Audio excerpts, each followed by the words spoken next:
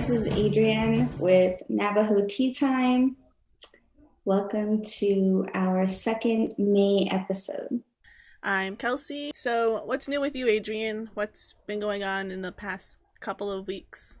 Oh gosh, the usual, lots of work and family stuff. But I'm actually really excited because we're getting ready for a little road trip that we're going to take with the kids. And we rented an RV, and we've never done that before. So I'm excited That sounds to like try it out. fun. Yeah, it would be like, so we're looking at minivans to like, so we could fit all the kids in. And yeah, it was super expensive. So we decided to try something new. So we're going to rent an RV. How about you? Um, I guess with me, my business, we just have our Buy Me a Coffee account set up. So that's the latest thing in our sphere. Yeah, I'm really like loving this warm weather that's come our way.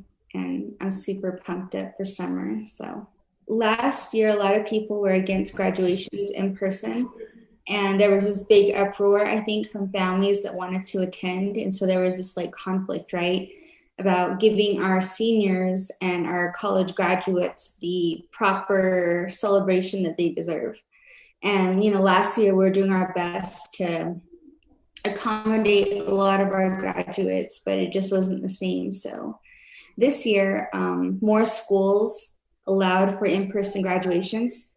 And I think that's a great thing. But I guess I kind of wanted to throw that thought back and forth a little bit and see what your thoughts were regarding in-person graduations. So for me in high school, a really big tea thing was I didn't want to walk during my graduation. I Really? was because I sat through my brothers, I sat through a couple of my cousins. I'm like, I don't want to sit through my own. It seems like a waste of time. It feels like a waste of time. I'm sitting there. I can't even be like comfortable, I guess. Like I have to be in heels, in a dress, in a robe with something on my head, and I hate wearing hats. I hate wearing Mm, hats. And so I'm like, I don't want to do it, but my mom forced me to walk in my high mm-hmm. school graduation. Um, so that's kind of like my teeth. I was like, I didn't want to do it at all. For some families, it's like, oh no, we have to show how much we love our graduate by how many candy lays they have or how many flower lays. It's like a competition on who has the most wins something. Um, so I feel like a lot of that gets muddled. Yeah, one thing that we say at the college is that the graduation's mostly for the families. So we try to accommodate the families. So, how was your college graduation? Oh, my college graduation, I made it all about me. Because it was my accomplishment, my work. It was something I wanted to do. So I planned the whole thing out. But I got two Whoa. sheep. And so I kind of, I don't know if it's, I had my dinner at NAU Cultural Center. Hmm. Um, and so we brought in the mutton and everything. I cooked it in my little downtown apartment. It made the whole place really smoky and everything, but it was really nice to see all the family come out, and I had it the way I wanted it because for my high school graduation I had to share my dinner party with two other cousins because Hmm. for me there's like six cousins born in the same year, Hmm. and so I had to share my celebration day with two other cousins. And so for Mm. my college graduation, I made sure it was just me, all about me.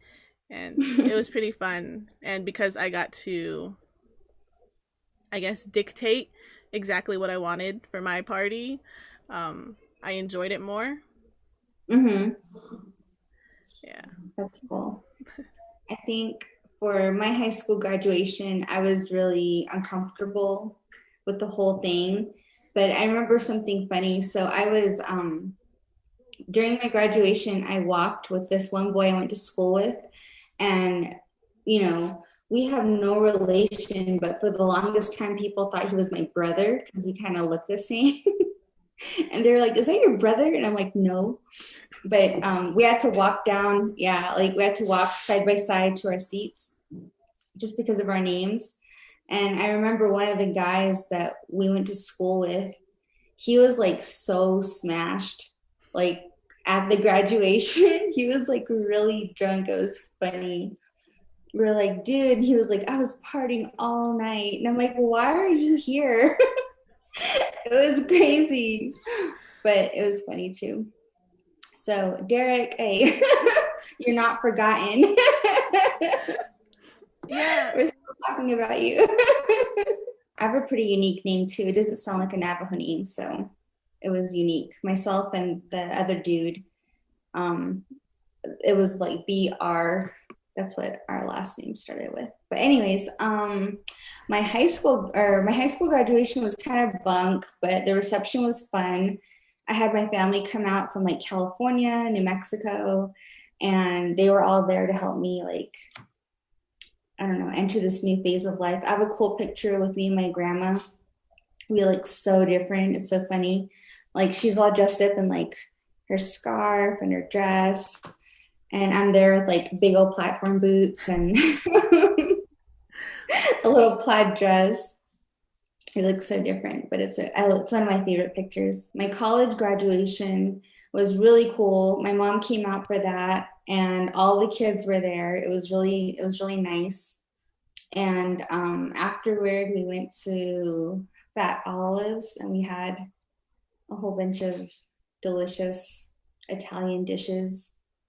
Like it was like a big feast, and everyone like I don't know, they said their speeches, and I got gifts and stuff. We bought tickets to the beer and music festival out in Phoenix, and like Rancid was on the ticket, L7, Suicidal Tendencies, the Mighty Mighty Bosstones. So we had tickets to that. So like immediately after the graduation, it was like pouring rain. It was crazy. Like some people, they have their graduation, it's all sunny and nice, but like the day I graduated, it was like monsoon rains. It was crazy. Like we were drenched, and we had to postpone the dinner like 30 minutes or something. So we got there, we ate, and everyone was doing their speeches, and I'm just like, oh my god, we gotta go, because we had to drive to Phoenix.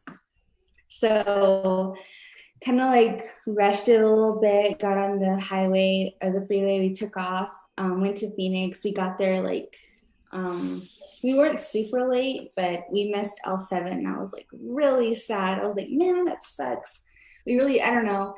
That was like the main reason why I wanted to go to the show in the first place. And we missed it, and we were like, damn it, this sucks. But I saw a bunch of like the old school punk rockers from the Tuba City and Cameron scene at the show. And it was funny because some of them have like white hair now. Like we're all getting old. And my sisters were there. I saw them both in the pit. So it was cool. It was fun. And my two best friends were with me. So that was awesome. Yeah, on my graduation dinner, I graduated in the winter because I had to take Mm-hmm. an extra semester because I went down to the Sedona Film School. So it was like Mm-hmm. spring to winter. Mm-hmm. And so my graduation party was in the winter in Flagstaff. So it was kind of snowy, like the roads were all snowy, trying to get everyone to park around the cultural center on that little Mm-hmm. library parking, Mm-hmm. like carrying a big old Yeah. tray of mutton down the sidewalk. That's funny. Well, congratulations to all the graduates. That's pretty awesome. Yeah, congratulations to you guys. It must be really tough with the like drastic change in schooling. What's one piece of advice you wish somebody had given you when you graduated? When I graduated, When you graduated high school. oh gosh, I don't know what advice I would need for high school. It's probably the same advice I always need is be involved in the community. I probably would Mm-hmm. never have accepted that advice anyways, but you know, attend the events. Uh-huh. Find out what you love in life and just work towards it. You don't, well, they say, don't sell your soul for the corporate lifestyle. Unless you like it. If you like the corporate lifestyle, do it. But if you don't like it, just find what makes you happy. That's like super generic advice. Just I don't kidding. know. I feel like for most res people, they're like, oh, become a doctor, become a lawyer, become a teacher, and come back to the Mhm. res and make us better. But, Climb the ladder of education, eh? well, because I have one friend who really struggled in college because she felt so much pressure to become like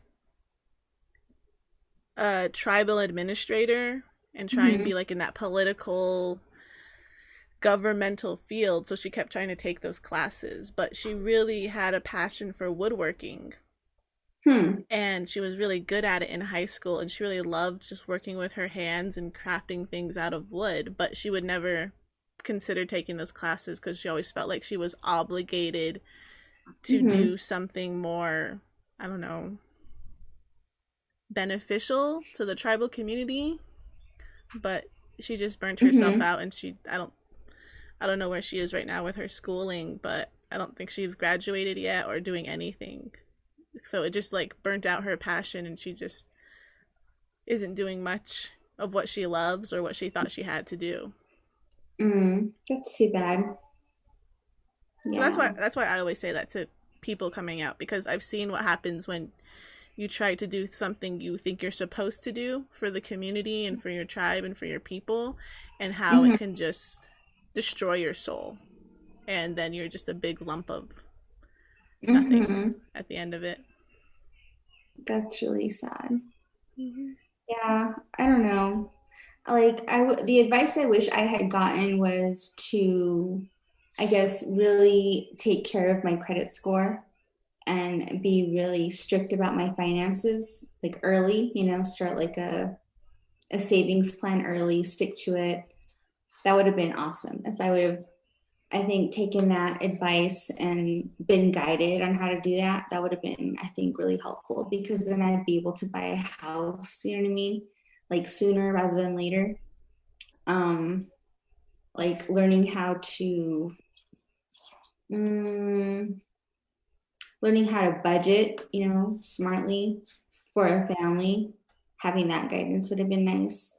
But thank God for YouTube because there's a lot of great videos for that on YouTube now. Um, and then I think advice I would give to others who are graduating would be don't beat yourself up too much, because everyone's expectations, they seem so high at first and like you got to meet them. But the truth is, everyone's really just thinking about themselves. So you kind of got to be selfish in that way and think about what you want to accomplish and what you want to do. And even if that thing that you want to do seems so out of reach now, if you work at it like like a little bit every day and hone your skills and come up with a good plan, the likelihood of you accomplishing your goals is so much greater than if you just kind of let yourself be influenced and quit. No graduates this year. Everyone's still trying to all the kids are stressed out about being held back this year. So they're like super far behind. A lot of them they have teachers that were not really good. I mean, my son had one really good teacher and he did an amazing job this year. Like he reached out to me. We would check in every 2 weeks. He would give me his progress. Like the assignments that he was assigning to the students were really creative and fun, and I could hear him engaging with them. And all the other teachers, they did a crappy job. They would like threaten the kids saying like you're gonna fail or we're gonna flunk all of you, or I don't know, they weren't helpful. Mm-hmm. So I'm like really pissed off at those teachers right now, but all the kids are stressed out. They're just like, what if we get held back, and like we have a lot of, yeah, it's awful. Oh. Yeah, with Mm-hmm. Frankie, I guess every kid gets to participate in the promotion process. So she is too young to move on to kindergarten by like 3 months. Mm-hmm. So she's going back to Head Start for a whole nother year, which is fine. She needs to grow up a little, I guess. Mm-hmm. But so we're trying to figure out like, oh, should we do a little thing? What can we do for the kids and everything? And we're like, oh, we could have like a parade. We'll just have the little kids on the parade and we'll have family on the side. But Mm-hmm. they have a new CDC guideline that the Navajo Nation is enforcing that kindergarten and up can do parades. Mm. But the only thing below kindergarten is Head Start. So we can't really we can't do a parade, which is sucks. But we're probably gonna decorate the community with like each kid's name and do a little photo session when we pick up their certificates and stuff. I don't remember when we mentioned it, but we were talking about like how I think it was like during the puberty ceremony with your son and everything, and Mm-hmm. then just I guess everyone in general, they like to shame women and girls about, their bodies and just how they grow naturally. Like Mm-hmm. the whole having a period and everything. It's not very, I don't know, it's not positive to talk about. Like people Mm-hmm. don't talk about it in a positive light if they talk about it at all. Mm-hmm. And I remember one experience was one of my mom's boyfriends had this really weird reaction. Like I've never seen someone react this way. He opened the glove compartment and there was like a pad, like an unused pad. It was in its wrapper and everything, and it's just there because my mom's a woman. Sometimes she needs an extra pad to grab, Mm-hmm.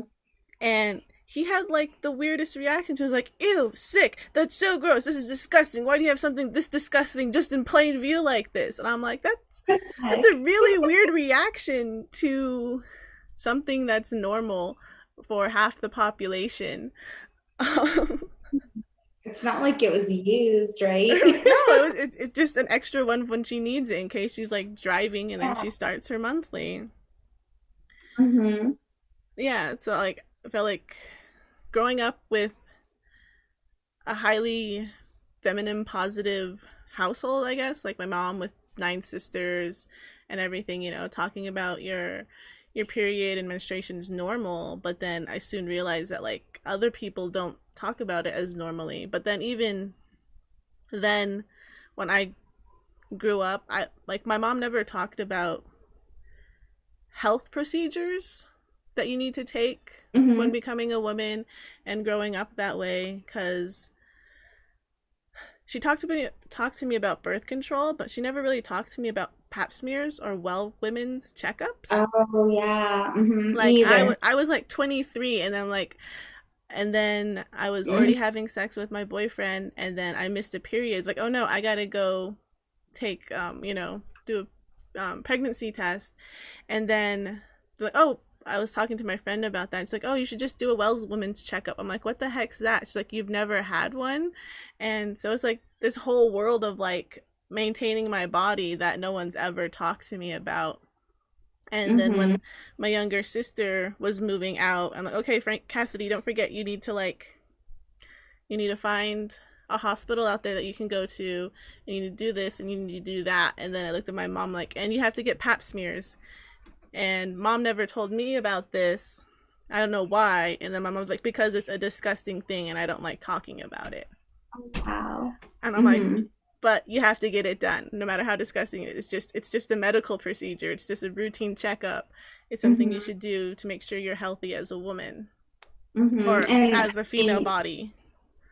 yeah, and I think what people forget too is like oftentimes that procedure is mostly done to check for the pap smear is done so they can actually look at it under a microscope to make sure that you don't have any cancer cells growing.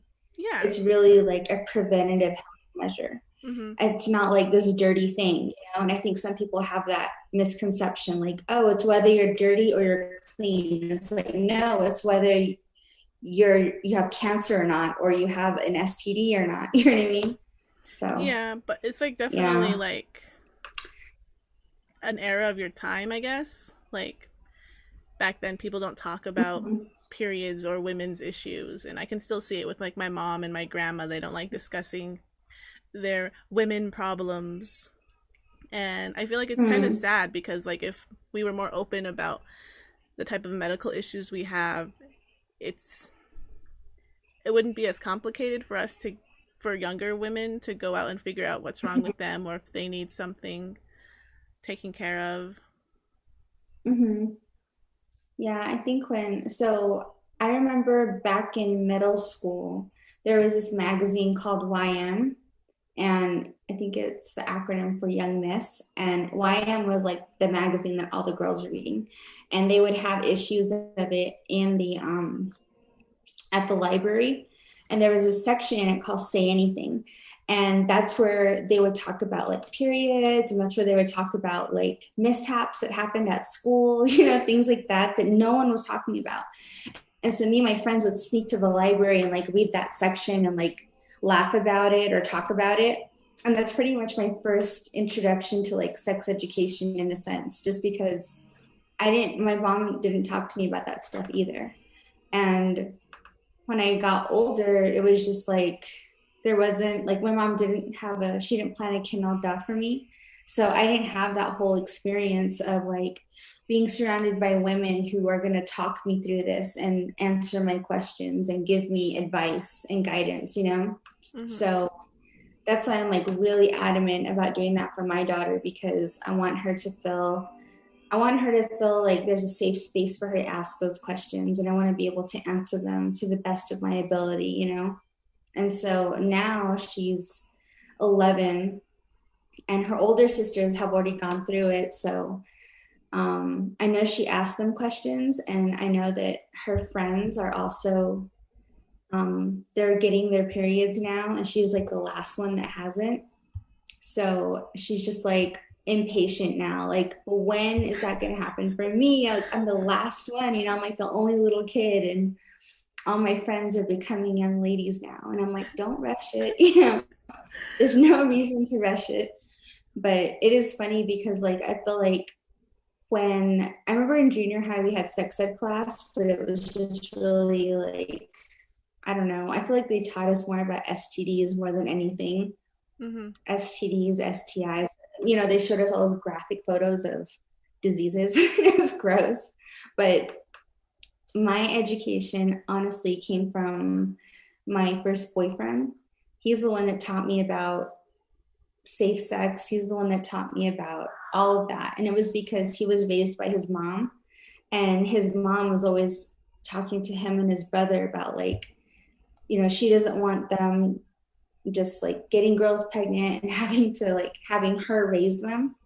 So she had all these talks with her sons so that they'd be responsible.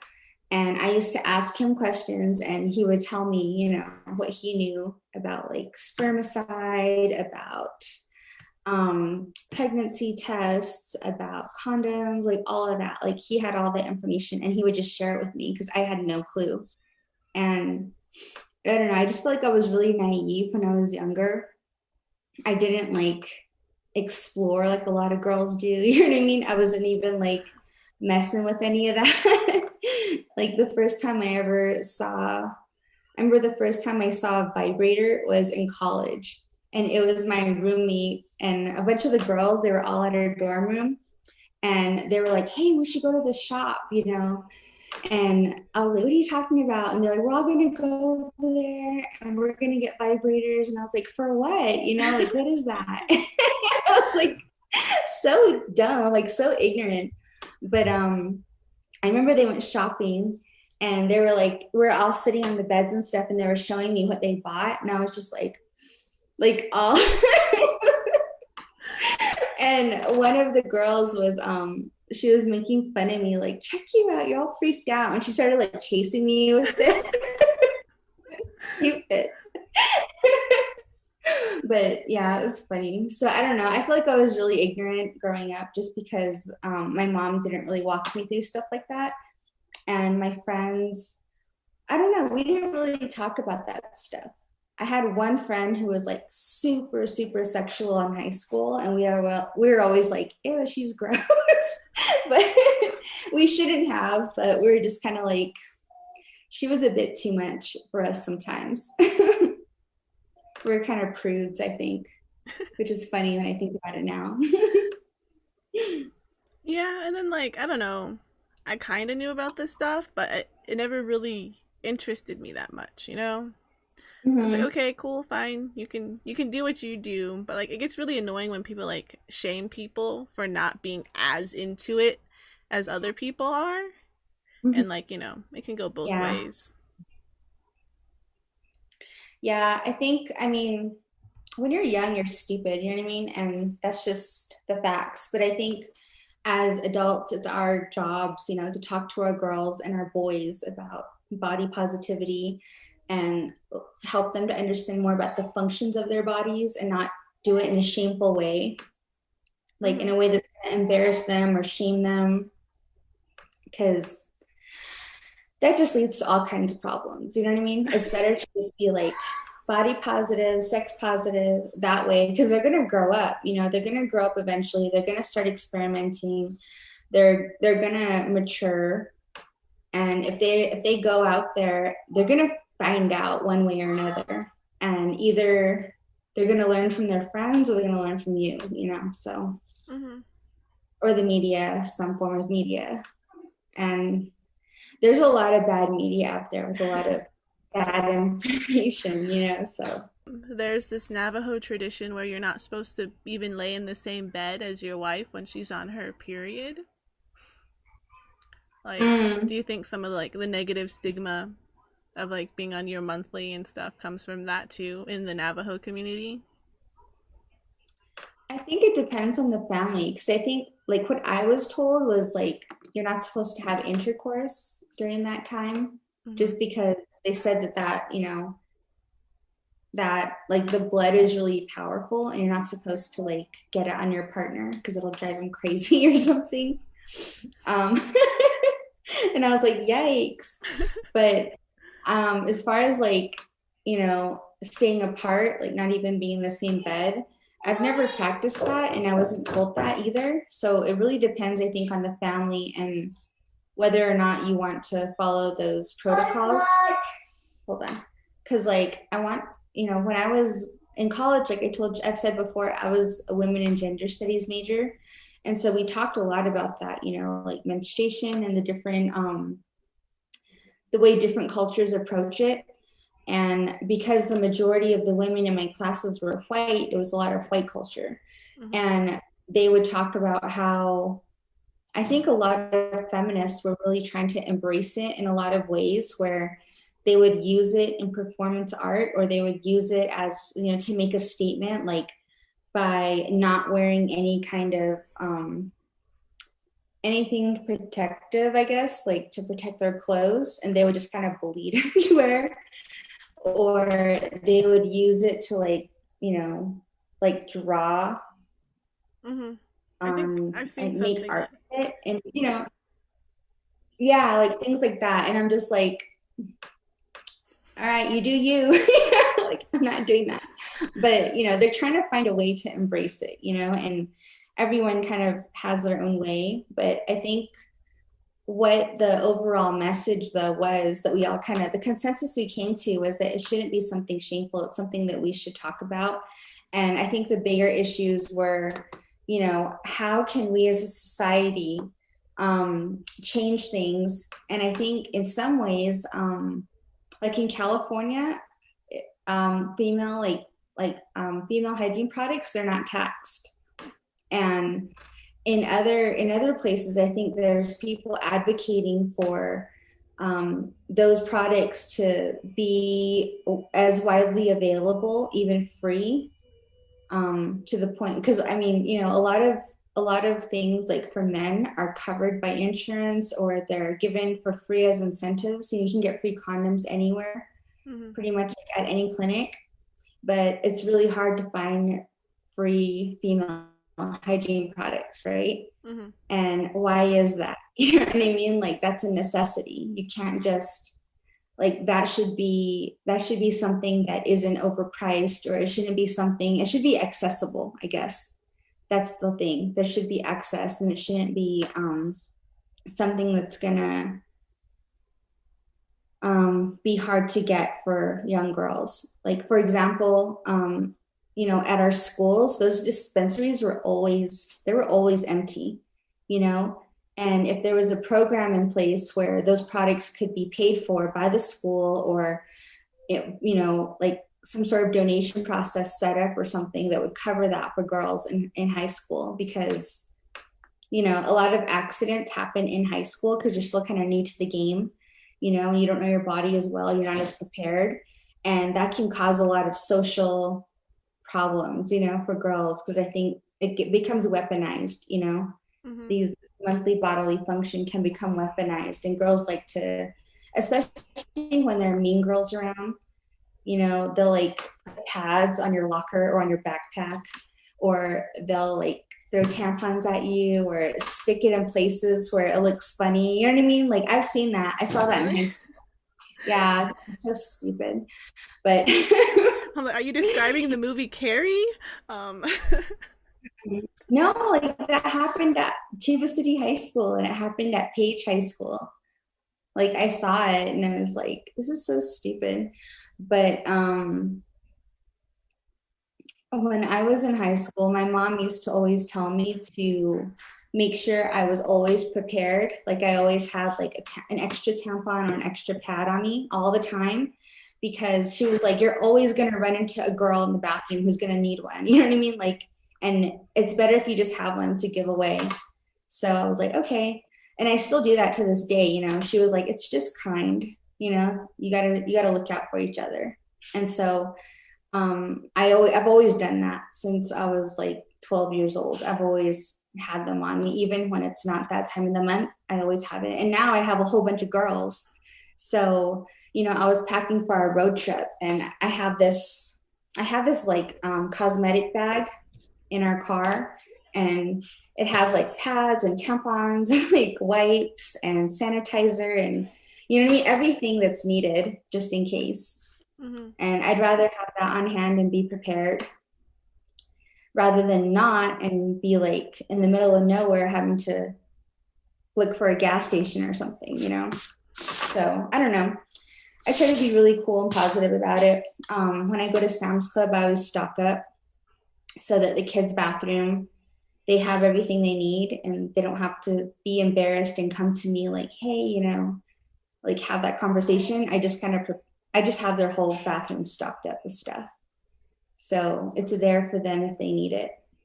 What do you think about like these new sanitary products? Like I've been seeing a lot of ads about like period underwear. Mhm. I'm like, I want oh, to try it actually. me I kind of too. want to try it. I want to try the period underwear, and I want to try Diva Cup.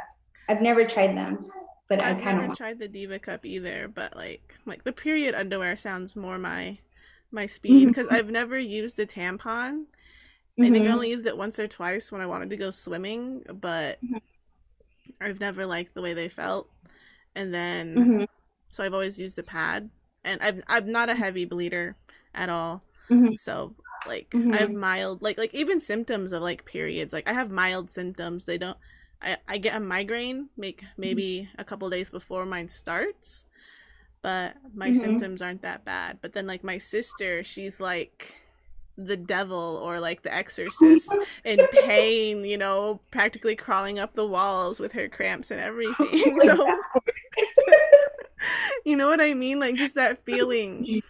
And I think it's important to like be able to talk openly about these issues and like empathize with other women who have more intense, PMS than others.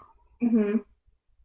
Yeah, I was lucky too. I never had like any bad complications or anything out of the ordinary. My cycle was always regular, like just regular, consistent. And it usually only lasted like 3 days. It was never like a long time. And I got used to that. And then after my son was born, I got an IUD, and because I was like, I don't want any more kids, you know what I mean? And I got an IUD in place, and it just kind of threw my cycle off. So I don't like it, but I'm just like, well, that's the price I have to pay. You know what I mean? To not have any more children when I'm not ready. So yeah, but I know like I had a roommate in college, and she had really intense like cramps and really intense bleeding, and she would tell me about it. She had like to take medicine and all this stuff, and I was like, wow, that sounds crazy. That sounds horrible, you know? So I Mm-hmm. know some girls have it like that, and others it's just like really chill and it's not really that a big deal. So yeah, I remember like in my household when we were all teenagers, my mom used to buy Midol. She would put it in the medicine cabinet, be like, here you go. If you need this, take it. And she would always tell like my brother to like just like leave us alone. You know what I mean? Like just leave them alone. Don't pick on them. They're gonna bite your head off.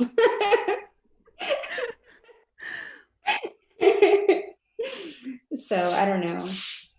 Yeah, he grew up in a household of sisters, so and he didn't listen to my mom. He still picked on us, and we would like throw stuff at him and get into screaming matches with him. But Yeah. that was just because he was annoying. Yeah. No, like my youngest brother, he was left, I guess, left alone with my mom and my sister, and they both have really bad symptoms, and they get really moody and cranky, and they just need to Mm-hmm. eat a tub of ice cream and a gallon of chocolate. And Mm-hmm. so, like, he grew up with that, so he's used to it, and I think not hiding how, like, women, how, like, and girls, like, how they feel on their period, because I know, like, sometimes, like, oh, just suck it up, pretend you don't feel anything.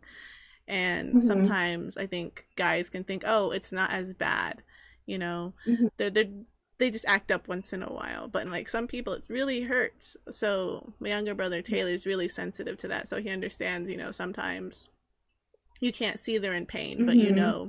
they're not feeling the best, and you just need to pick up the slack or take up some extra work. And I think that helped him, Yeah, I with think his like future emotional. relationships. Down the line, he'll Yeah, just be I better. know. Like, I don't think boys should ever. Yeah, I don't think boys should ever be like ashamed or scared to have to go buy these products too for their partner. Like if they're at the store and their girlfriend or the wife is like, "Hey, pick me up something." It shouldn't be this like, "No, I can't." It's the end of the world. You know what I mean? Like just do it. Just do it. It's cool. Like don't be like that. But yeah, I think like emotionally for me, usually the week before, I would have like a meltdown and I would cry. And I never cry. Usually I'm kind of like, I don't know, I'm all stoic needed A, just kidding. But I would like cry and I would like get mad at myself, like, why are you crying, And then like a couple days later it would come and I'm just like, oh, that's why I was crying. And it's like it always happens and I never put the two together at the time. I'm just like, why am I like this? Like, why am I crying? It's so stupid. Like, you know what I mean? Hmm. Yeah. But at that time I'm not being rational. I'm just kind of like hormonal. Yeah. Yeah. So I guess the takeaway would just be like, educate yourself, educate your children at the Mm-hmm. appropriate age to educate them about these things. Mm-hmm. And like it's nothing to be ashamed of. Like no matter what your culture or religion is, this is just a bodily function. Have compassion. That's what I want to say. But I think yeah, it's and important for us to have more compassion for one another and like think of others too, like carry an extra pad in your purse just to be nice. You know what I mean? And I always tell my son, like, when he was going into middle school, I told him, the girls in your class are going to start, their bodies are going to start changing, and some of them they're going to get their periods. And I'm like, if you ever see a girl with a period stain on her pants, I'm like, don't you dare laugh at her. I'm like, you take off your sweater and you give it to her to tie around her waist. I'm like, that's what you do. I'm like, don't laugh at her. Don't point it out. Don't join the crowd if people are making fun of her. I was like, you take your sweater off and you give it to her. And he was like, okay, because I've seen that happen too, where people like, they'll just like point and like make a big deal and laugh. And, like the girl is just embarrassed. Mm-hmm. And that never happened to me, but I saw it in Paige and I was like, horrible. I know. That's why I'm tough, Just kidding. Well, I guess like maybe the environment's different when you grow up in a dormitory. So you like live with these girls year round, and I didn't think I saw it much, but maybe we all got on the same cycle just Mm, because being around each other, but like it was there was never anything like that. I remember one time I had my monthly, and you're at the dormitory, you only have so much money, and I didn't have any of my mm-hmm. pads. So one of the other girls in our wing went to the store and bought pads for me. And I was like, this is Oh, so that's nice, nice. thank you. Because it's like, you would think the dorm would have extra on hand, but I guess they just kind of stopped that program like a year or two before of like having stocked sanitary napkins and stuff at the dormitory. Our last thing I Okay. wanted to talk about was have you seen the new flyers for the vaccines that's 12 years and up? Oh, yeah. I think Mm-hmm. that's pretty cool. So, just waiting for toddlers, but I know you have kids in that age range. Are you going to get them vaccinated, or are you going to wait a little bit? Um, well, two of them actually got vaccinated today. Oh, that's cool. That's good. Yeah, I took them in and we had that whole conversation around the table, like I let them know when I saw the story break in the New York Times that Pfizer was developing this vaccine for younger children. And I let them know, this might be available soon in a few weeks. What do you think about it? And I gave them the choice. I didn't tell them like you have to do this or you don't have to do this. I should have told them it's your choice, it's your body. We had that conversation and they had some fears about it too, like they weren't sure. And so I told them, just think about it. When the time comes, I'll let you know. And then last night I saw President Nez put out a notice saying that it was available for kids 12 and up. And I was like, oh my God, it's here. So I called the clinic this morning and they were like, yeah, we have it available. If you want to bring your kids in, you can. And so I asked them, I was like, hey, the vaccine's available for you guys. If you want to do it, we can do it today. And they were like, okay, let's do it. So they got ready and I took them over. So they got their first dose. That's cool. That's good. Mm-hmm. I think the Pfizer was the less symptomatic one, and the Yeah. Mandura, because me and Algernon, we got the Mandura, and it just knocked us out for like 2 days. Oh my God, really? Yeah, Dang. because we're staying home, we're social distancing. Frankie isn't going out and bringing little kid sicknesses in, so Mm-hmm. we haven't gotten sick at all. And then all of a sudden, our whole body's trying to fight this sickness off. Oh my gosh. Yeah. I mean, after I got it, I was really tired too for the rest of the day. So I told them like when we get home, just chill. Like don't worry about nothing, stay hydrated. And so that's what they did. They just relaxed and my I let my son play video games all day. You know what I mean? I was like, go ahead, it's fine. And I came home to check on them. They were doing good. I was checking on them, like asking them like, how are you doing? Are you okay? And they're like, yeah, we're good. So I feel good Yeah. about it. The rest of my Yeah. family that got Pfizer, they said they were fine and everything. They were okay. A little feverish. I'm like, and then here we got the Mandura, and we were just. At least you didn't get Johnson and Johnson. Shoot. Yeah. Um. I heard crazy stuff about that one. Really? Yeah, like a lot of women were having really bad side effects. Hmm. Like they were developing blood disorders or something like that. Yeah, I think so. I heard like a really small percentage of people were dying from like blood clots, Mm-hmm. but And the majority were women. it was still a smaller percentage than how many people were actually passing away from COVID. So I saw a lot of Yeah. arguments of like, you're scared of the vaccine with this small percentage, but you're not scared of the virus that has a bigger percentage. And, Mm-hmm. just people calling out other people's hypocrisy.